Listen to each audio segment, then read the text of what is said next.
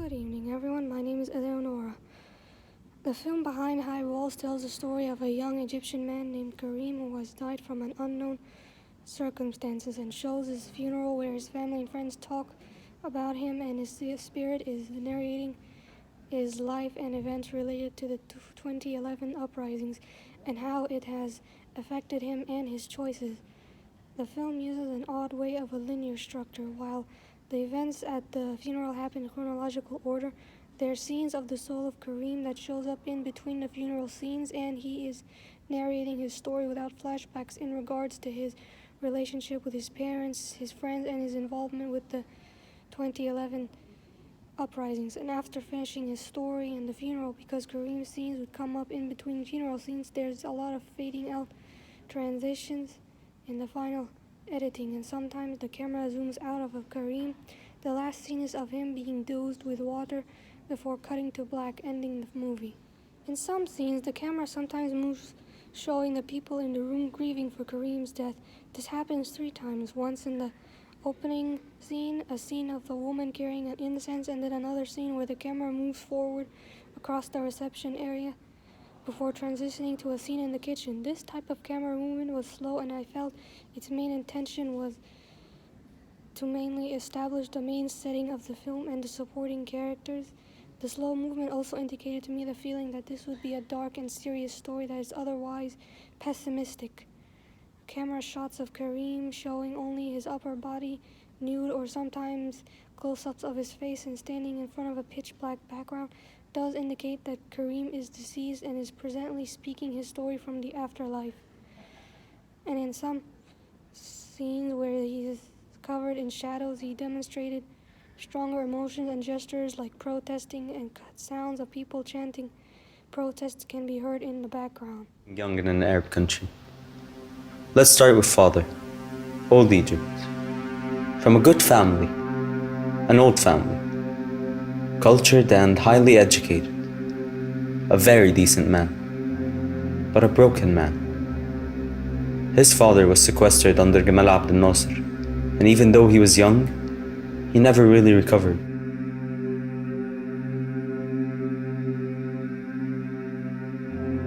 Mother, on the other hand, was New Egypt, from a family of military officers. Most Egyptians don't have the opportunity to study and make a life for themselves abroad, so people were surprised when I chose to return.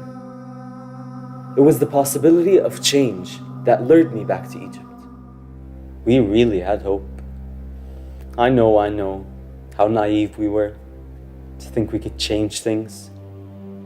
But for a very short time, we felt the glimmer of hope, not only in Egypt, but the entire region.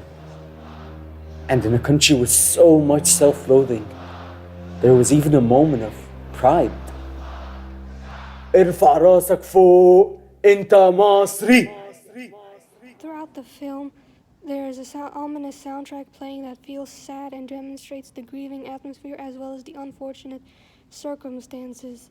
It did not give a feeling of closure or hope, but gives the feeling of not only the untimely death of a young man, but also the pessimism that comes from the idea of failed revolutions and the dashed dreams of Arab youth, to which Karim's life in the film serves to make an allegory of.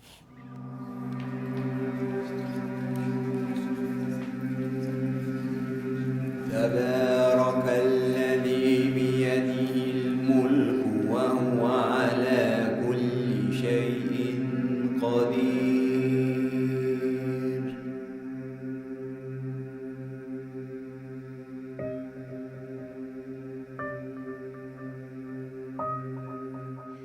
The film creates an allegory of the demise or failure of the Arab Spring, a time when a string of uprisings in the Middle Eastern countries, particularly Egypt.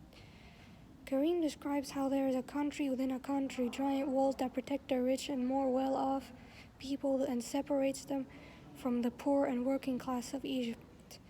Despite efforts to change things, Karim and many people, especially the youth, are met with disappointment and lose hope in the idea of ever making change in a country full of self-loathing, as Karim describes it.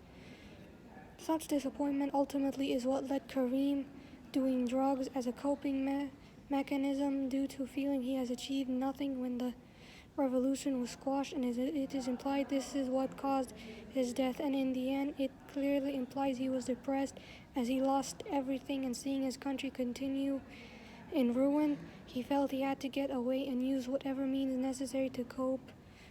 But as he says, in the end he couldn't escape even if he were to protect himself metaphorically behind high walls, ultimately feeling he was trapped and just wanted a way out. To end things off, the film did well in depicting the gloomy and dark atmosphere of the story, and did well to demonstrate the feeling of loss, mourning, and disappointment, as well as offer a good allegory of the Arab uprising in Egypt ending badly. One issue I had with the film is perhaps the final scene of Karim being dosed with water. I didn't quite understand what it is supposed to represent in regards to the allegory or his death, unless it were to imply he either died by drowning or it meant to symbolize overdose.